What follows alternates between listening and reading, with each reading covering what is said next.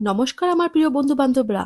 আজকে আমি একটা খুব ইন্টারেস্টিং গল্প নিয়ে এসেছি শতাব্দীর সেরা ভূতের গল্পের বইয়ের থেকে। এই গল্পটির নাম হলো যম দত্ত ও ভূত, তারাশঙ্কর বন্দ্যোপাধ্যায় লেখা। তাহলে শুরু করি। গাটা ম্যাজম্যাজ করে, বুকটা ঢিপ ঢিপ করে, মাথাটা ঝিমঝিম করে। বুড়ো বয়সে যেমন হয় তেমনি, তবে তার থেকে অতিরিক্ত বা বেশি কিছু আছে। কানের কাছে ফিস করে শব্দ হয়, বুকের পাজরায় কে যেন আঙ্গুল ঠেকায়, মাথার চুলগুলো উঠে গিয়ে যা কটা অবশিষ্ট আছে তাই ধরে কে যেন টান দেয়। মধ্যে মধ্যে কানের ভেতরে পালক জাতীয় একটা কিছুর স্পর্শ বুলিয়ে সুড়সুড়ি দেয়। মধ্যে মধ্যে টুপটাপ শব্দও হয়। মনে হয় কেউ যেন কোনো অন্তরাল থেকে ছোট্ট ছোট্ট ঢিল কুড়িয়ে ছুটছে। নানা রকম সন্দেহ হয়। বাড়ির পাশেই একেবারে জানালার সামনে একটা বেল গাছ লাগিয়েছি। লোকজনে মনে করে বেলপাতা এবং পাকা বেলের জন্য লাগিয়েছি ওটা, কিন্তু তা নয়। ওটা লাগিয়েছি মরবার পর যদি ছেলেরা নাতিরা শ্রাদ্ধ করে ঘরের ভেতর থেকে তাড়িয়ে দেয়, তবে ওই গাছটার ডালে দিব্যি পা ঝুলিয়ে বসবার মতো ব্যবস্থা করে বাসা বেঁধে নেব। ওই গাছটার দিকে তাকিয়েই থাকি, তাকিয়েই থাকি। দেখি কোনো ভূতটুত আমার আগেই এসে জবরদখল নিয়ে বসলো কিনা। পাছে তেমনটা হয় তার জন্য মা চণ্ডীর নাম নিয়ে গণ্ডি দিয়ে ঘিরে রাখি। বাবা ভূত ভাবন ভোলা মহেশ্বর শিরের নাম উচ্চারণ করে হাঁক দিয়ে বোম শঙ্কর ভোলা মহেশ্বর। এমতো সময় একদিন, সময়টা পূজার আগে, ১৯৬৭ সালের আগস্ট মাস, ১৩৭৪ সন শ্রাবণ মাস। পূজা সংখ্যার লেখার তাগিদ মাথায় নিয়ে ভেবে সারা হচ্ছি লিখব কি। এমতো সময় একদিন যমদত্ত মহাদয় এসে হাজির হলেন। বলে, বাড়ি রয়েছে নাকি? চমকে উঠলাম, উৎসাহিত হলাম। তাড়াতাড়ি বেরিয়ে এসে বারান্দায় দাঁড়িয়ে বললাম, আরে এসো এসো এসো দত্ত এসো। দত্তের পরিচয় কিছু দেওয়ার প্রয়োজন এখনই। দত্ত, যম দত্ত, অর্থাৎ যতীন্দ্রমোহন দত্ত, একজন এম.এ. বি.এল. সারা জীবন ওকালতি করেছেন, কিন্তু সেটাই তার কোনোই মতেই সত্যকারের পরিচয় নয়। অঙ্কশাস্ত্রে সুপণ্ডিত ব্যক্তি। অঙ্কে কষে কষে ১০ মুন্ডু ২০ হাত নিয়ে রাবণ সুত কি করে, চিত থেকে পাশ ফিরতে কি করে, লম্বা তার মাপ থেকে ১০ মুন্ডু ২০ হাত সমেত চৌড়ায় মাপ কত ফুট কত ইঞ্চি বেশি তা বের করেছেন। মহিষাসুরের সিংহ দুটো সোজা ছিল না বাঁকা ছিল এবং মাপে কত ছিল তা বের করেছেন। তার সঙ্গে মহেঞ্জোদারোর লোকসংখ্যা, ট্রয় যুদ্ধে কত লোক মরেছে তাও বের করে বিখ্যাত হয়েছেন। ইউরোপের বড় বড় বৈজ্ঞানিক পত্রিকায় তার সংখ্যাতের উপর লিখিত প্রবন্ধ বের হয়ে এবং বিলক্ষণ সম্মান দক্ষিণা পান। সামান্য রাগ হলেই তিনি প্রতিপক্ষকে বলে দিন, তুমি কচু জানো, এবং তা তিনি প্রমাণিত করে দেন। ইনিই হলেন যতীন্দ্রমোহন দত্ত, সংক্ষেপে যম দত্ত। আমাকে তিনি ম প ব বলেন, অর্থাৎ মডুই পড়া বামুন। আরও বলেন রা লে, অর্থাৎ রবিশ লেখক। যমদত্ত বললেন, প্রত্যাদেশ নিয়ে এসেছি রাবিশ লেখক। চমকিত হলাম। প্রত্যাদেশ? কার? হ্যাঁ, প্রত্যাদেশ। গতকাল কৃষ্ণপক্ষের চতুর্দশী তিথিতে ভূতলগ্নে গঙ্গার ঘাটে গিয়েছিলাম। তখন সন্ধ্যা হয়ে গেছে। গঙ্গার ঘাটে জপ সেরে উঠেই দেখি একটি বিলম্ব বৃক্ষতলে একটি ছায়ামূর্তি দাঁড়িয়ে। সাধু সন্ন্যাসী, তাও একেবারে সেকালের সাধু সন্ন্যাসী। ইহা জটাজুট, ইহা দাড়ি গোঁফ, পরনে কৌপিন, সর্বাঙ্গে ভস্ম লেপন করা, হাতে চিমটা, পায়ে খড়ম, গলায় ইয়া মোটা রুদ্রাক্ষের মালা, কপালে ত্রিপুণ্ডক, আর শৃঙ্গার মতো কণ্ঠস্বর। ছায়ার মধ্যে অকস্মাৎ যেন আবির্ভূত হলেন তিনি এবং সিংগার মতো কণ্ঠে বলেন, বেটা, আমার প্লীহা, মানে পিলে কোনো কালে নেই, কিন্তু ওই কণ্ঠস্বর শুনে পিলেটা আমার পাথরে ঠোক্কর খাওয়ায় কপালের মতো মুহূর্তে ফুলে উঠল এবং ব্যথা করতে লাগলো। কোনো ক্রমে কেঁদে কোকিয়ে সভয়ে বললাম, বাবা। বাবা বললেন, ডরো মত। তারপর বললেন, ও হো, তুমি বঙ্গনন্দন, মনে ছিল না। ভয় করো না বৎস, আমি ভূতপতি। ভয়ে পিলেটটা আবার চমকে উঠে আরো খানিকটা ফুলে উঠল। বললাম, ভূতপতি? শুধু ভূতে রক্ষা নাই, ভূতের রাজা। ঠকঠক করে কাঁপতে লাগলাম। দাঁতে দাঁতে খট খট শব্দ হতে লাগলো। আমার অবস্থা দেখে ভূতপতি সেই সাধু বললেন, তুমি মূর্খ, বুঝলে না আমি হলাম ভূতেদের পতি, রাজা, অর্থাৎ নন্দী, ভূত ভাবন ভবানীপতি শিব ঠাকুরের বডিগার্ড, সিপাহসালার এবং একান্ত সচিব, যিনি দিনে শের শের সিদ্ধি খান, ভরি ভরি গাঁজা খান, বন্দুকের গুলির মতো আপিং খান এবং ভূতেদের ধেই ধেই করে নাচান। আমি মূর্ছা যাচ্ছিলাম, কিন্তু বাবা ফু দিয়ে দিলেন একটা, বললেন, ফুস ধা, যা রে ভয় উড়ে যা। বিস্ময়ের কথা, তোমাকে কি বলবো ভাই, সঙ্গে সঙ্গে ভয় আমার উড়ে গেল।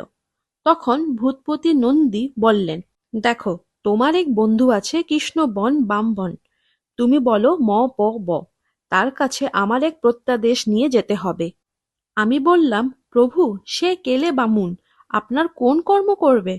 নন্দী বললেন, বৎস, এ কর্ম উচ্চ অঙ্কের কর্ম নয়, বিজ্ঞানের নয়, এ কর্ম যারা ছড়া পাঁচালি কিংবা নবেল টবেল লেখে তাদের কর্ম। একখানা বই লিখতে হবে। আমি বললাম, সে কি বই লিখবে প্রভু? সে তো রালে, মানে রাবিশ লেখক। নন্দী বললেন, সেই জন্যই ভূত পুরাণ তাকে দিয়ে লেখানো হবে। এই আমাদের বঙ্গদেশ ভূত সম্মেলনে স্থির হয়েছে। বলেই প্রভু স্লোগান দিয়ে উঠলেন, বম মহাদেব টন গণেশ, ভেজ সুত্তু নুন সমেত, হর হর বোম। অতঃপর মিলিয়ে গেলেন। যমদত্ত বললেন, আমি হতবাক, হতভম্ব হয়ে গেলাম। এই নন্দী বলে কি, ভূতের আবার পুরাণ? রামায়ণ, মহাভারত, ভাগবত, মৎস্য পুরাণ, কুর্ম পুরাণ, চণ্ডী দেবী ভাগবত পুরাণ শুনেছি, খানকয়েক পড়েছিও, কিন্তু ভূত পুরাণ? ওরে ভাই, প্রভু অন্তর্যামী, তিনি বলে উঠলেন, অবধান অবধান, শ্রবণ করো, হে যমদত্ত, শ্রবণ করো। আমি হাত জোড় করলাম, বললাম, বলুন প্রভু। নন্দী বললেন, দেখো, এই ভারত জগতে বেদ চার, তার সঙ্গে আছে বেদান্ত উপনিষদ প্রভৃতি, তৎপর আছে পুরাণ। তুমি ঠিকই মনে মনে স্মরণ করেছ যে সবই ভগবান এবং দেবতাকে নিয়ে, ভূতকে নিয়ে কি পুরাণ হয়? এমনি মনে হওয়ার কথা, কিন্তু বলতো দত্তপুঙ্গব, সংসারে কাল কয় প্রকার?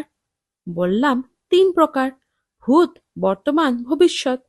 নন্দী বললেন, সাধু, সাধু। ভূত হলো আদি, ভূতেরাই হলো প্রথম। তার আগে কি আছে বলতো? কিছুই নাই, শূন্য, ফক্কা। জন্মও নাই, মৃত্যুও নাই, ভূতও নাই, ভগবানও নাই, সূর্যও নাই, চন্দ্রও নাই, নাই নাই নাই, কিছুই নাই। হু হু, ঠিক বলেছি কি না বলো?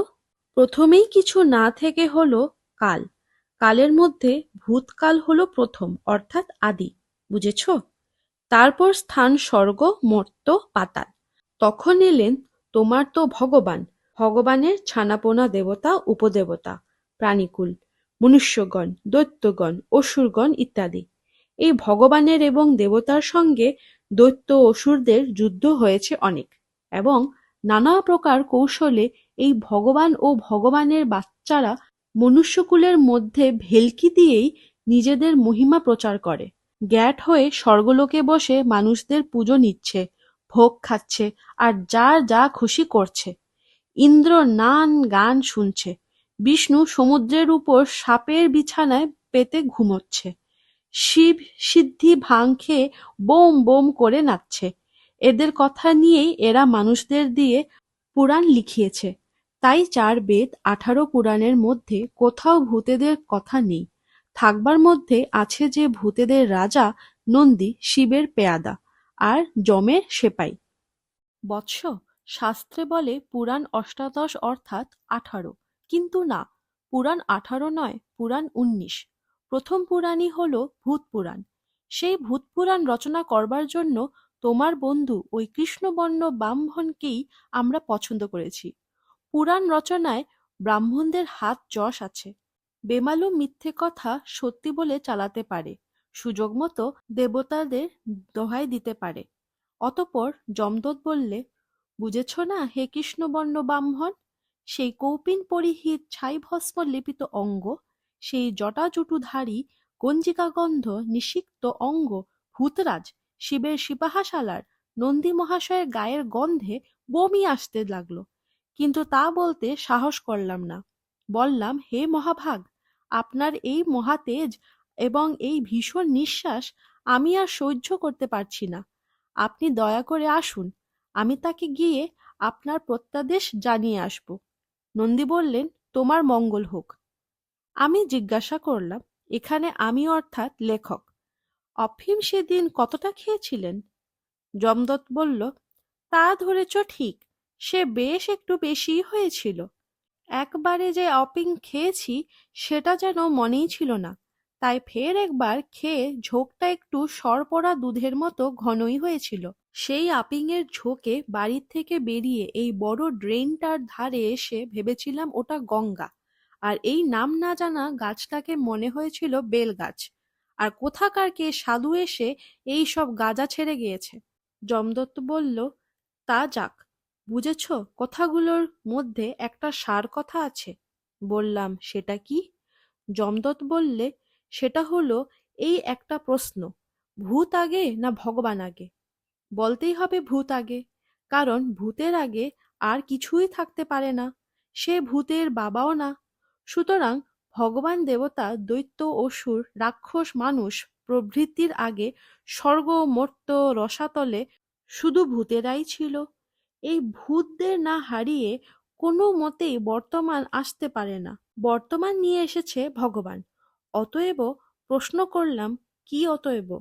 যমদূত বললে, মূর্খ কথাকার, অতএব একটা অতি প্রাচীন অধ্যায় যা সম্পূর্ণরূপে ভূত অধ্যায়, তা বিলুপ্ত হয়ে গিয়েছে এবং রয়েছে এই সমস্ত কিছুর মধ্যে।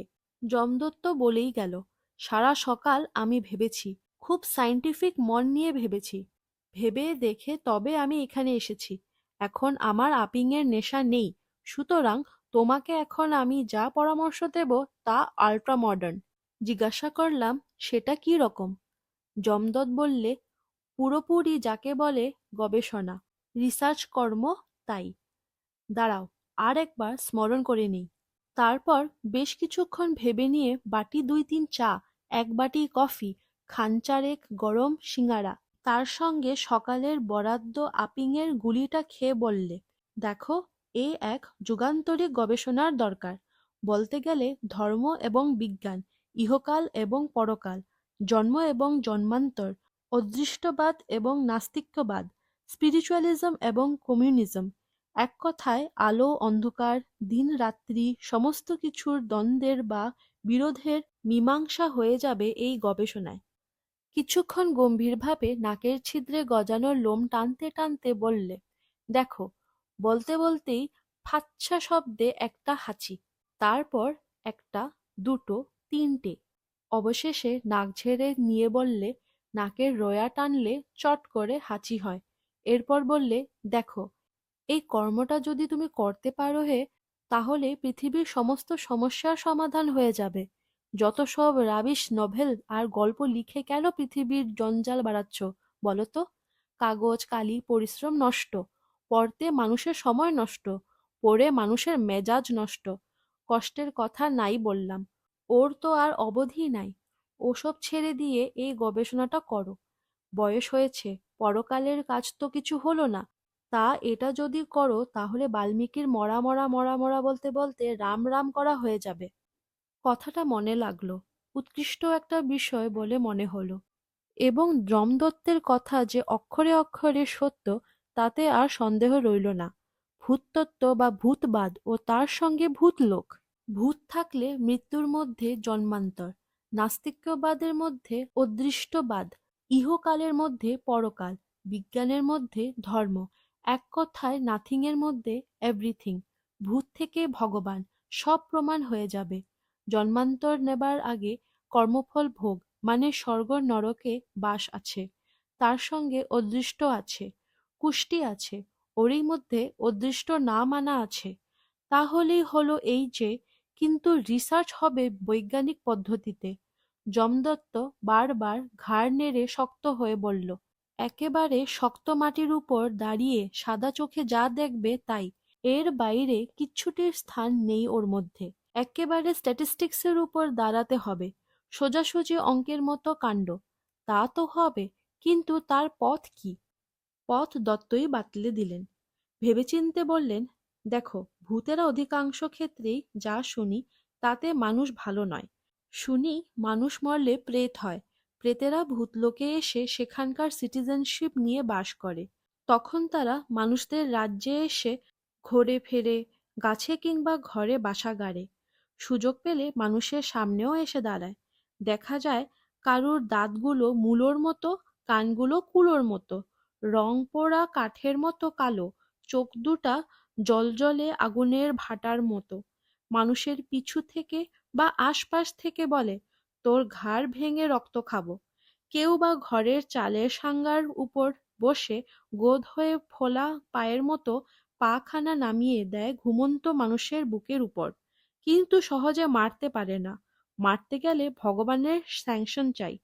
মানুষের রাজ্যে ফিরে আসতে ভয়ানক ইচ্ছে, কিন্তু মানুষেরা কিছুতেই ওদের সঙ্গে বাস করতে চায় না। এই জন্য ওদের ভীষণ রাগ মানুষদের উপর। ভূতেরা বিচ্ছিরি রকমের বোকা, এই জন্য মানুষেরা তাদের ঠকিয়ে বন্দি করে গোলামির খত লিখে নেয় এবং যা খুশি করিয়ে নেয়।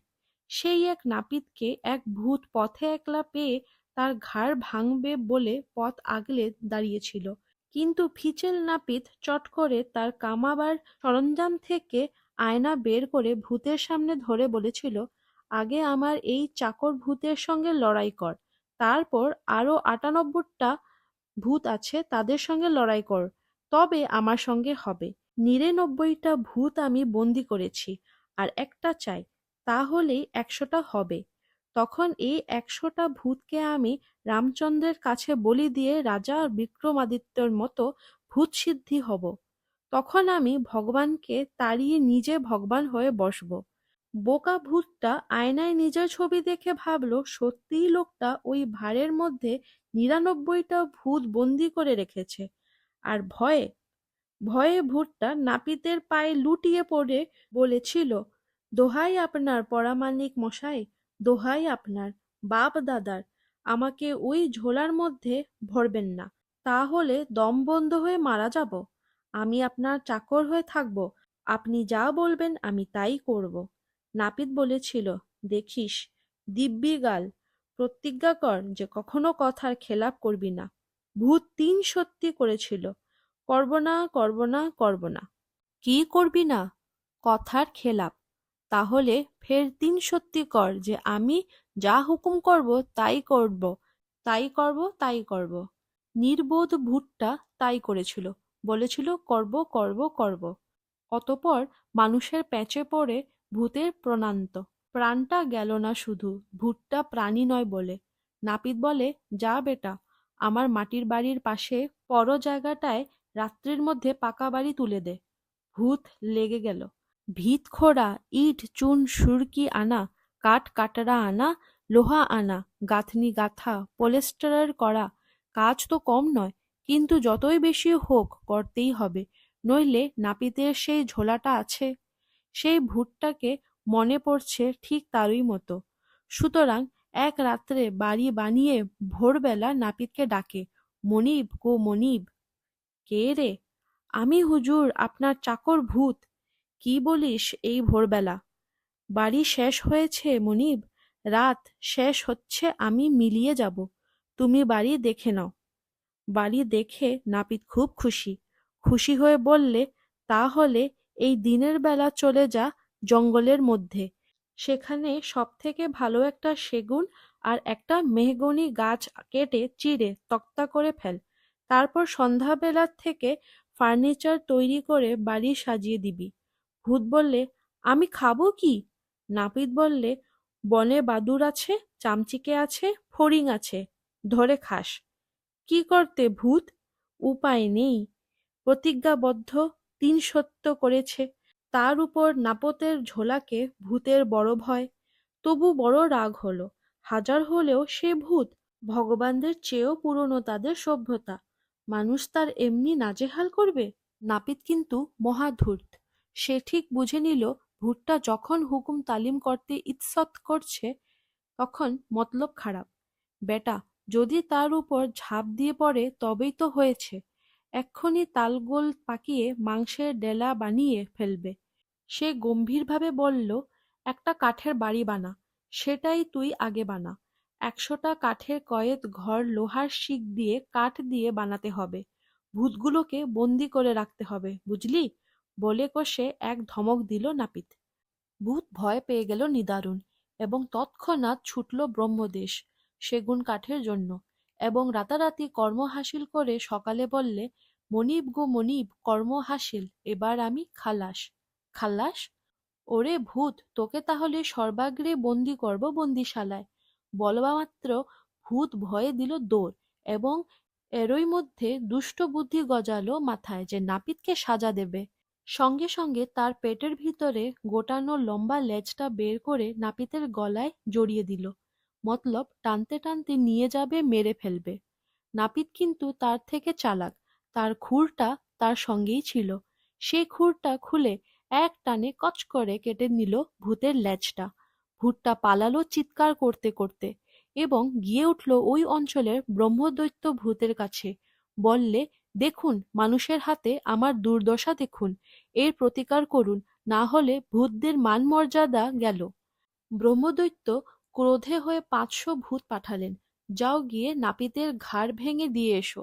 সেদিন সন্ধের পরেই নাপিতের গা চমচম করে উঠল, আশেপাশে যেন কারো খোনা খোনা আওয়াজে ফিসফাস করছে। বাড়ির চারিদিকে, গায়ের চারিপাশে, গাছে গাছে কারা যেন সরসর খসখস শব্দ করে নড়ছে চড়ছে, আর যেন কেমন ভূত ভূত গন্ধ উঠছে।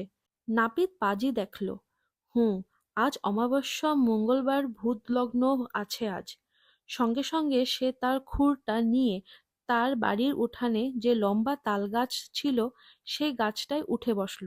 কিছুক্ষণ পর ভূত লগ্ন হতেই ভূতেরা হুমহাম করে নাপিতের উঠানে খুঁজতে এসে লাফিয়ে পড়ে ভূত নৃত্য জুড়ে দিল। তারপর খুঁজতে লাগলো নাপিতকে। শেষে অনেক খুঁজে যখন দেখল নাপিত তাল গাছের মাথায় বসে আছে, তখন তারা নাপিতকে ধরবার মতলবে ওর পিঠে চড়তে শুরু করলো। সব থেকে নিচে বসলো সেই লেজ কাটা ভূতটা, তার উপর তার খুড়োত্ত ভাই, আর তার উপর জ্যাঠাত্ত ভাই, তার উপর কামার ভূত, তার উপর ছুতোর ভূত, তার উপর এ ভূত, তার উপর ও ভূত, এমনি করে তাল গাছটার মাথায় ছুঁই ছুঁই করে ভূতের তৈরি আর একটা গাছেই যেন তারা তৈরি করে ফেলল, এবং খোনা আওয়াজেই হাসতে লাগলো, হি হি হি হি। এইবার পেয়েছি পেয়েছি। নাপিত সঙ্গে সঙ্গে চিৎকার করে উঠেছিল, পেয়েছিস? ধর বাগিয়ে বেটাকে, চেপে ধর যেন না পালায়। ভূতরা থ মেরে গেল, নাপিত কি বলছে, কাকে চেপে ধরতে বলছে? নাপিত বিক্রম ভরে বললে, সব বেটাকে ছেড়ে দিয়ে বেড়ে বেটাকে ধর, চেপে ধর, জোরসে ধর, জোরসে চেপে ধর। সঙ্গে সঙ্গে সবার নিচে উপুর হয়ে বসা সেই বেড়ে ভূতটা কাঁধ ঝাঁকি দিয়ে সকলকে ফেলে দিয়ে দেয় দৌড়, আর সঙ্গে সঙ্গে ভূতগুলো দুড়মুড় করে এর ঘাড়ে, ওর বুকে, ওর পিঠে ঠোকাঠুকি করতে করতে মাটিতে আছড়ে পড়ে হাত পা ভেঙে দারুণ আর্তনাদ শুরু করে দিল।